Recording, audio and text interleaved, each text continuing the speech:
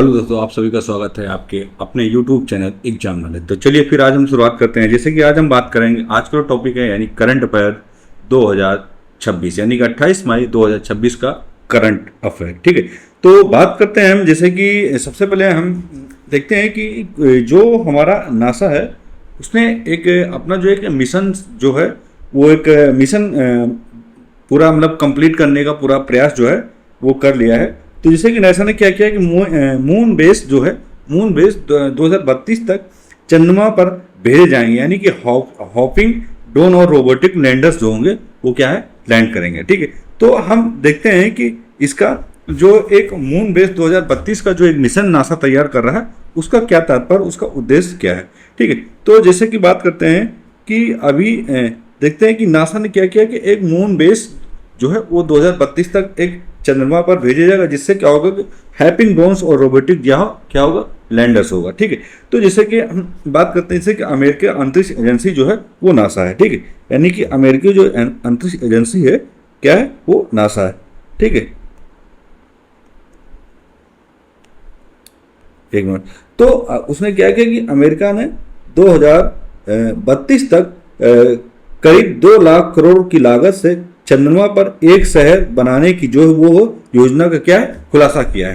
ठीक है, तो यानी कि ये 2 लाख करोड़ रुपए की लागत से जो है एक चंद्रमा पर शहर बनाने का जो क्या है वो एक खुलासा किया है। तो यानी कि देखते हैं कि जो हमारा नासा अंतरिक्ष एजेंसी है उसने क्या किया है कि एक रोबोटिक, ठीक है, यानी कि एक रोबोटिक लैंडर्स हॉपिंग ड्रोन जो है वो, एक मिनट, ठीक है, यानी कि नासा ने क्या किया एक रोबोट लैंडर हॉपिंग ड्रोन जो है वो क्या है जो एक मिशन जो है बनाने का जो प्रयास चल रहा है 2032 तक।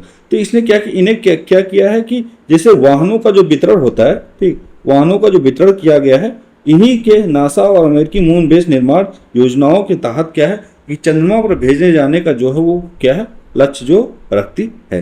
ठीक है, तो यानी कि अब नासा ने एक अंतरिक्ष जो खोज जो कर रहा है कि 2032 तक लगभग 2 लाख करोड़ की लागत से चंद्रमा पर नासा जो है वो एक शहर बसाने का पूरा प्रयास कर रहा है। ठीक है, तो इसकी जो लागत है कम से कम 2 लाख करोड़ रुपए है। तो एक रोबोटिक लैंडर द्वारा जो है ये शहर बसाने की जो है वो प्रक्रिया चल रही है। ठीक है, तो नासा ने अपने चंद्रमा पर बनने वाले बेस के कलाकार द्वारा बनाए गए चित्र प्रकाशित किए। ठीक, यानी कि नासा ने क्या किया कि नासा ने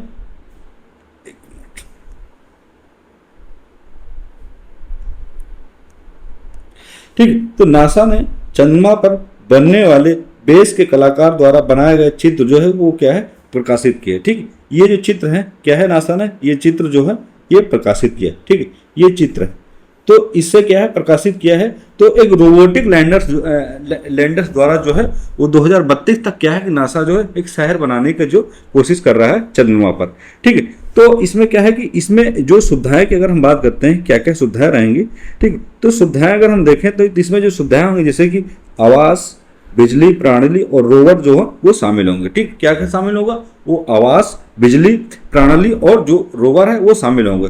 तो मून बेस प्रोग्राम जो है एक एनजी विक्टिव कॉलेंस गार्सिया गिलेन ने कहा कि यह रोबोटिक जो मिशन है ये 2029 तक चलेगा। ठीक है, जिसमें 25 प्रक्षेपण और चंद्रमा पर 4 मेट्रिक टन कार्गो जो है वो क्या है उतारा जाएगा। ठीक है, यानी कि 2000 ये जो मिशन है ये 2029 तक ही कंप्लीट कर लिया जाएगा, लेकिन 2029 तक जिसमें 25 जो है वो एक प्रक्षेपण किए जाएगा और चंद्रमा पर 4 मेट्रिक टन कार्गो जो है वो क्या है उतारा जाएगा 2029 तक। ठीक, तो इसके बाद क्या है कि नासा चंद्रमा पर परमाणु और सौर ऊर्जा संयंत्र स्थापित करना चाहती है, यानी कि चंद्रमा जो बिजली प्रणाली को जो एक सेवा का जो उद्देश्य बता रहा है कि बिजली की भी जो वो चंद्रमा पर व्यवस्था होगी। ठीक, तो इससे क्या होगा चंद्रमा क्या है कि वहां पर एक नासा ने क्या है कि चंद्रमा पर परमाणु सौर ऊर्जा जो है उसको स्थापित करने में क्या है लगा हुआ है। ठीक है, तो इससे क्या होगा जब सौर ऊर्जा स्थापित हो जाएगा, सौर ऊर्जा संयंत्र जो स्थापित हो जाएगा तो इससे कि जो बिजली की जो आपूर्ति है वो चालू हो जाएगी। ठीक, और अंतरिक्ष एजेंसी चाहती है कि 2032 तक यानी कि 2032 तक मनुष्य चंद्रमा पर अर्ध स्थायी आवास में रहने में क्या है सक्षम हो जाए। ठीक है, यानी कि अगर हम बात करते हैं नासा चाह रही कि नासा का जो ये जो मिशन है, अगर हम मिशन की बात करते हैं ये ड्रोन और रोबोटिक लैंडर्स जो है, ठीक, हैपिंग ड्रोन ड्रोन और रोबोटिक लैंडर जो है, इसका जो मिशन है वो 2029 तक ही कंप्लीट हो जाएगा।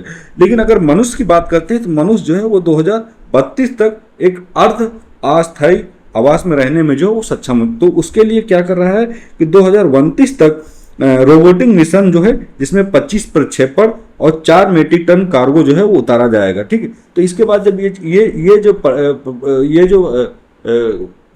परीक्षण जो है वो सफल हो जाएगा, तब इसमें क्या है कि नासा जो है वो चंद्रमा पर क्या है कि परमाणु सौर ऊर्जा जो है वो क्या संयंत्र जो है वो स्थापित करेगा, ठीक है।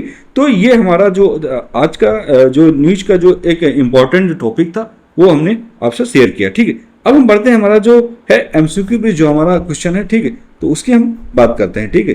एमसीक्यू बेस तो देखें अगर, तो ऑल इंडिया लिमिटेड, ठीक, यानी कि ऑयल ने हाल ही में किस राज्य में स्थित प्रसिद्ध डांडेवाला फील्ड में एक नए प्राकृतिक गैस भंडार की क्या है खोज की है, ठीक है। यानी कि जो ऑयल इंडिया अथॉरिटी है, ठीक, उसने क्या किया है कि किस राज्य में स्थित एक प्रसिद्ध डांडे वाला फील्ड है, यानी कि एक जो डांडे वाला फील्ड, वहां पर एक नए प्राकृतिक गैस भंडार की जो है वो क्या है खोज की है, ठीक है। तो अगर हम इसका आंसर बात करते हैं, इसका जो सही आंसर होगा वो होगा ऑप्शन नंबर बी, ठीक। तो ये जो खोज हुई किस राज्य में, ये राजस्थान राज्य में जो है इसकी क्या है खोज की गई, ठीक है। तो ऑल इंडिया लिमिटेड राजस्थान के जैसलमेर बेसिन में स्थित डांडे वाला फील्ड यानी कि सानू फॉर्मेशन में क्या है कि उच्च गुणवत्ता वाली प्राकृतिक गैस की क्या है खोज की है। इसे कुएं से प्रतिदिन जो है लगभग 25,000 मानक घन मीटर गैस का जो है उत्पादन शुरू हो गया है, ठीक। कितना शुरू हो गया, लगभग 25,000 मानक घन मीटर गैस का जो उत्पादन है शुरुआत भी हो चुकी है, ठीक है। तो खास बात यह है कि इस गैस में कार्बन डाइऑक्साइड यानी कि CO2 जो है की मात्रा जो है वो क्या है बेहद कम है, ठीक है। यानी कि जो कार्बन डाइऑक्साइड है, CO2 जो उसकी जो मात्रा है वो क्या है बेहद कम है, ठीक है, जो इसे पर्यावरण के अनुकूल बनती है, ठीक है। यानी कि जब CO2 जो की जो मात्रा है वो जब कम होगी तो इससे क्या है कि पोल्यूशन कम होगा, यानी कि इससे जो पर्यावरण के जो देखा जाए तो ये पर्यावरण के क्या है एक अनुकूल व्यक्ति, ठीक। तो भारत के ऊर्जा सुरक्षा को देखें तो एनर्जी सिक्योरिटी तथा आत्मनिर्भरता क्या है एक ये बढ़ावा दे रहा है, ठीक। क्या है कि आत्मनिर्भरता को क्या है ये बढ़ावा दिया जा रहा है, ठीक है। अब हम बढ़ते हैं अगले क्वेश्चन के, हाल ही में किस राज्य सरकार ने वनों को आग से बचाने के लिए, यानी कि किस राज्य सरकार ने वनों को आग से बचाने और सूचना देने वाले नागरिकों को 1 लाख रुपए की वन अग्नि इनाम योजना जो है वो क्या है शुरुआत की। यानी कि अब हम बात करते हैं कि ये कौन सा राज्य है, फिर हम आपको बताते हैं, ठीक। तो अगर राज्य की बात की जो हमारा उत्तराखंड राज्य है, ठीक, कौन सा उत्तराखंड, तो उत्तराखंड राज्य सरकार ने क्या किया है कि जो वनों में जो आग लग जाती है, ठीक, तो वनों में जो आग लगने की जो सूचना और उसको बुझाएगा, तो बुझाने का जो काम करेगा उसको क्या है ये सरकार जो है वो उसे 1 लाख रुपए की जो है वो क्या राशि देगा, ठीक। यानी कि 1 लाख, ठीक है, कितना 1 लाख राशि जो है वो क्या है प्रदान की जाएगी, ठीक, प्रदान की जाएगी, ठीक है। तो ये अगर योजना की बात करें तो वो है अग्नि इनाम योजना, ठीक है। कौन सी योजना है, तो वो जो है योजना अग्नि इनाम योजना, ये है अग्नि इनाम योजना है, इसकी क्या है उत्तराखंड सरकार ने शुरुआत की, ठीक। तो उत्तराखंड में गर्मियों के मौसम में दाना वाला यानी कि फॉरेस्ट फायर्स की एक बड़ी समस्या बन जाती है। तो इस आपदा से निपटने और स्थानीय लोगों की भागीदारी बढ़ाने के लिए उत्तराखंड सरकार ने क्या किया कि 1 लाख रुपए की जो है वन अग्नि बख्शीश इनाम जो है वो क्या है रखा। तो इस योजना की घोषणा की अगर हम बात करते हैं तो इसके तहत कहा कि वन विभाग को आग लगने वाले जो उपद्रवियों की जो है वो क्या है सटीक जानकारी मिलेगी, यानी कि जो उपद्रवी लोग जो आग लगाते हैं उसकी क्या है एक सटीक जानकारी मिलेगी, ठीक। तो वो जो जानकारी मिलेगी वो गोपनीय जानकारी रहेगी, ठीक। तो जो जानकारी देगा उसको 1 लाख रुपए का जो है वो राशि प्रदान की जाएगी, ठीक। और सटीक जानकारी देने वाले या आग बुझाने में असाधारण मदद करने वाले नागरिकों को यह पुरस्कार जो है वो क्या है दिया जाएगा, ठीक है। अब हम बढ़ते हैं, हमारा जो अगला क्वेश्चन है कि हाल ही में केंद्रीय वित्त मंत्री द्वारा चर्चा में रहे आर्थिक संदर्भ की अगर हम बात करें तो 3F का जो पूर्ण रूप है यानी कि फुल फॉर्म क्या है, जिसे घरेलू स्तर पर ध्यान केंद्रित करने की जो वो क्या है बात कही गई, ठीक। यानी कि अगर हम देखते हैं जो हमारा घरेलू स्तर उस पर क्या है घरेलू स्तर पर ध्यान केंद्रित करने की जो क्या है बात जो है वो कही गई, ठीक है। तो अगर हम देखते हैं तो अगर हम सही आंसर की बात करें इसका जो अगर ऑप्शन की बात करें इसका जो सही आंसर होगा वो होगा ऑप्शन नंबर भी। ठीक, यानी कि भोजन, वित्त और स्वतंत्रता। ठीक है, क्या चीज? भोजन, वित्त, स्वतंत्रता। तो इससे क्या है कि वैश्विक आर्थिक अनिश्चितताओं और सप्लाई चेन आपूर्ति श्रृंखलाओं के संकट से निपटने के लिए वित्त मंत्री ने क्या कि घरेलू स्तर पर 3F को मजबूत करने का जो है वो काम किया गया। 3F का मतलब जानते हैं क्या होगा? 3F यानी कि भोजन, वित्त और स्वतंत्रता। ठीक है, क्या हो जाएगा 3F का मतलब? भोजन, एक लिख देते हैं इसमें, ठीक है, 3F की, ठीक है, भोजन,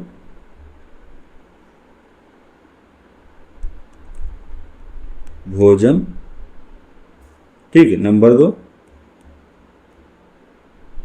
वित्त और नंबर 3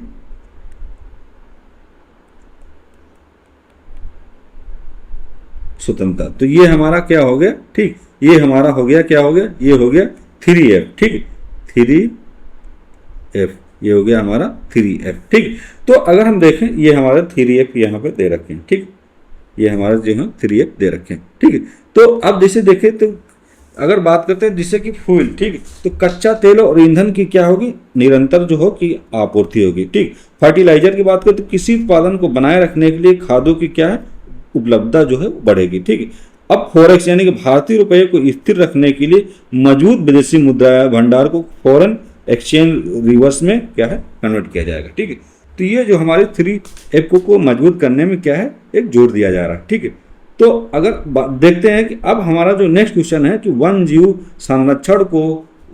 संरक्षण और इको टूरिज्म को बढ़ावा देने के लिए हाल ही में किस राष्ट्रीय उद्यान ने यानी कि लायन स्पीशीज स्पॉटलाइट प्रोग्राम का जो है वो क्या है? शुभारंभ किया गया है। ठीक है, यानी कि देखें तो वन जीव संरक्षण और इको टूरिज्म को बढ़ावा देने के लिए किस राष्ट्रीय उद्यान में लॉन स्पीशीज स्पॉटलाइट प्रोग्राम की जो है वो क्या है? इसकी शुरुआत की गई। ठीक है, तो अगर हम ऑप्शन की बात करें इसका जो ऑप्शन होगा वो होगा ऑप्शन नंबर सी। ठीक है, यानी कि ऑप्शन जो होगा हमारा वो होगा सी, यानी कि शासनगिर राष्ट्रीय उद्यान जो है इसको क्या है? बढ़ावा देने के लिए एक राष्ट्रीय उद्यान में लाइन स्पॉटलाइट प्रोग्राम का जो क्या है वो क्या है? शुभारंभ किया गया है। ठीक है, अब हम देखते हैं कि गुजरात का शासन, ठीक, यानी गुजरात का शासनगिरी राष्ट्रीय उद्यान दुनिया भर में एशियाई शेरों यानी एशियाटिक लायंस का एकमात्र प्राकृतिक आवास है। ठीक है, तो यहाँ शेरों को संरक्षण और उनकी जेनेटिक्स पर्यटकों को उनकी पारिस्थितिकी तंत्र के बारे में जागरूक करने के लिए केंद्र और राज्य सरकार के सहयोग से लायन स्पीशीज स्पॉटलाइट प्रोग्राम की जो क्या है? शुरुआत की गई। ठीक है, यानी कि अगर हम देखें तो जो हमारा शासनगिर राष्ट्रीय उद्यान है वो दुनिया भर में एशियाई शेरों के लिए क्या है? वो बहुत फेमस और एकमात्र प्राकृतिक आवास जो है वो क्या है? माना जाता है। ठीक है, तो इन शेरों को संरक्षण करने के लिए उनकी एक जेनेटिक्स और पर्यटकों को उनको पारिस्थितिकी तंत्र के बारे में जागरूक करने के लिए और उनको बढ़ावा देने के लिए क्या किया कि केंद्र सरकार और राज्य सरकार के सहयोग से लायन स्पीशीज स्पॉटलाइट प्रोग्राम की जो क्या है वो शुरुआत की गई है।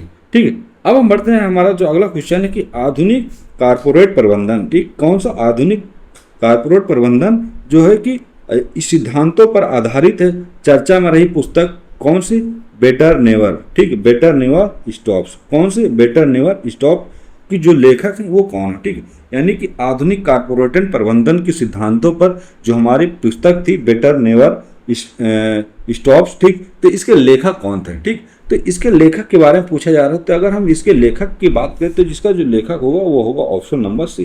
ठीक, यानी कि श्याम श्रीनिवासन जी जो थे वो बेटर नेवर स्टॉप्स के जो लेखक जो हैं वो हैं। ठीक है, तो फेडरल बैंक के पूर्व एमडी और सीईओ, ठीक है, यानी कि फेडरल बैंक जो हमारा है उसके पूर्व एमडी और सीईओ श्याम श्रीनिवासन द्वारा लिखित पुस्तक बेटर नेवर स्टॉप इन दिनों काफी चर्चा में है। ठीक है, तो इसका अगर चर्चा का विषय मान तो इस पुस्तक में जो है एक आधुनिक प्रबंधन यानी कि मैनेजमेंट प्रिंसिपल और लीडरशिप और कॉरपोरेट जगत में लगातार सुधार करने की जो रणनीतियों के बारे में एक व्यवहारिक अनुभव जो हो वो क्या है श्री श्याम निवासन जी ने क्या किया है? साझा किया है। ठीक है, अब हम देखते हैं हमारा जो अगला है कि क्वाड देशों ने क्या कि हिंद प्रशांत क्षेत्र में रणनीतिक संतुलन और बुनियादी ढांचे को मजबूत करने के लिए किस देश में संयुक्त बंदरगाह यानी कि ज्वाइंट पोर्ट बनाने की जो है वो क्या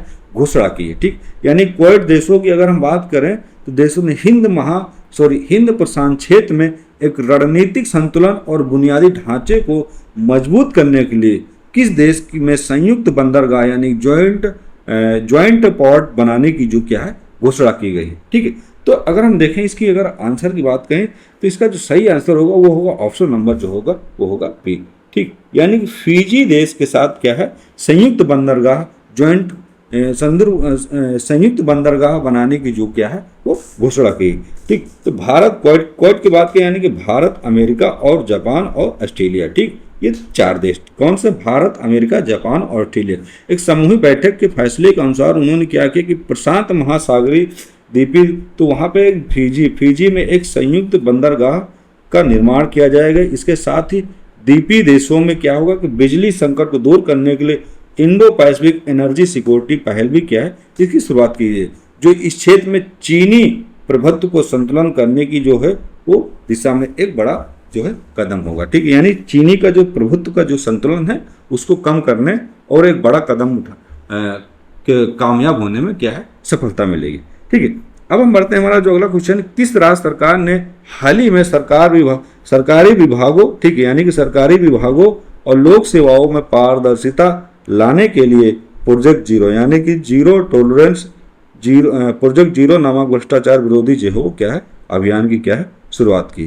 ठीक है, किस अभियान की शुरुआत की? प्रोजेक्ट जीरो की। ठीक, तो हम क्या है कि उस राज्य का नाम देखते हैं कि कौन सा राज्य है जो प्रोजेक्ट जीरो नामक भ्रष्टाचार विरोधी का जो वो क्या है अभियान की जो है वो शुरुआत की। ठीक, तो अगर हम देखें तो इसका ऑप्शन है वो है ऑप्शन नंबर सी। तो केरल राज्य ने क्या किया है? ठीक, केरल राज्य ने क्या किया है तो प्रोजेक्ट, ठीक है,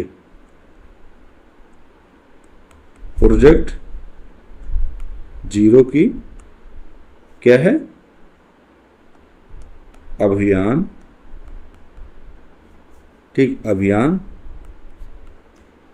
शुरू किया। ठीक है, अब हम देखते हैं केरल सरकार ने क्या किया है। केरल सरकार ने किया है कि राज्य ने प्रशासन को पूरी तरह पारदर्शी और डिजिटल बनाने के लिए प्रोजेक्ट जीरो लॉन्च किया। इसका उद्देश्य है कि सरकारी फाइलों के निपटाने में होने वाली देरी को खत्म करने और बिचौलियों और रिश्वतखोरी पर शून्य सहनशीलता यानी जीरो टॉलरेंस की नीति जो है वो लागू करने का जो है वो एक लक्ष्य और निर्णय जो है रखा है। ठीक है, अब हम बढ़ते हैं हमारा जो नेक्स्ट क्वेश्चन है कि विज्ञान और प्रौद्योगिक क्षेत्र की अगर हम बात करें तो JNCASR के वैज्ञानिकों द्वारा विकसित की गई क्लियर तकनीकी का जो मुख्य उद्देश्य है वो क्या है? ठीक, यानी कि जो हमारा क्लियर तकनीकी है उसका मुख्य जो उद्देश्य है वो क्या है?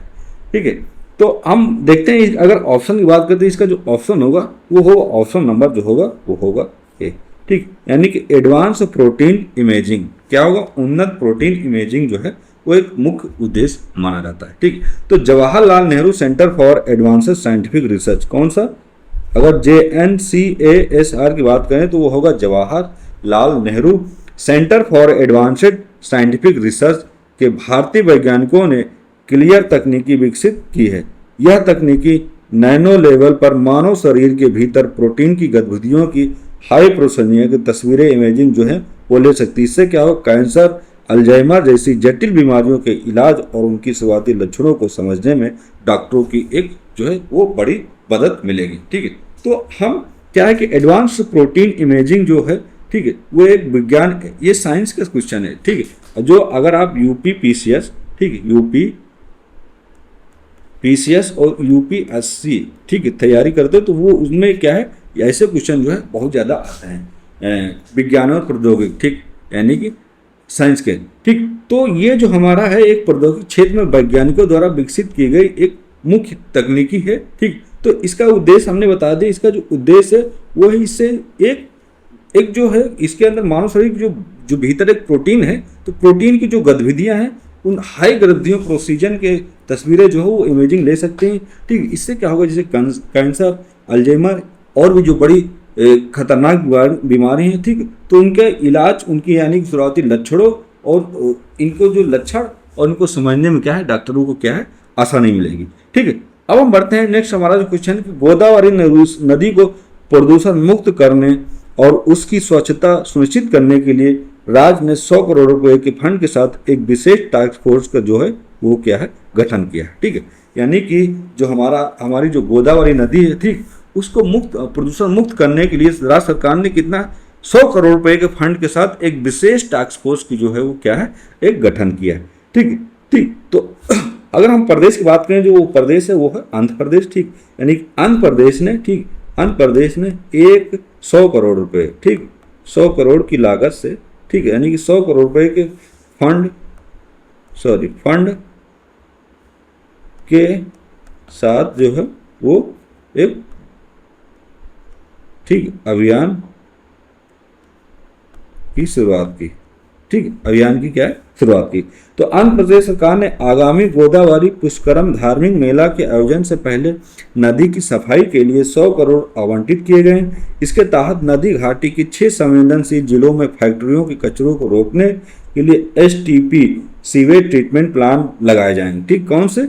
STP,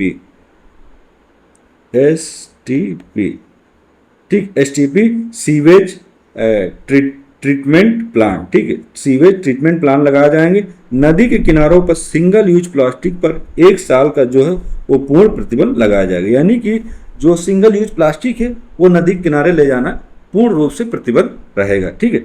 अब हम देखते हैं हमारा जो अगला क्वेश्चन है कि अमेरिकी अंतरिक्ष एजेंसी जो है यानी कि नासा ने चंद्रमा पर एक स्थायी मानव बेस यानी कि मून बेस बनाने के लिए कितने अरब डॉलर की 3 चरणीय योजना का जो है वो अनावरण किया है। ठीक, यानी कि इससे ही मिलता अभी जो हमने एक क्वेश्चन जो है बताया इससे पहले।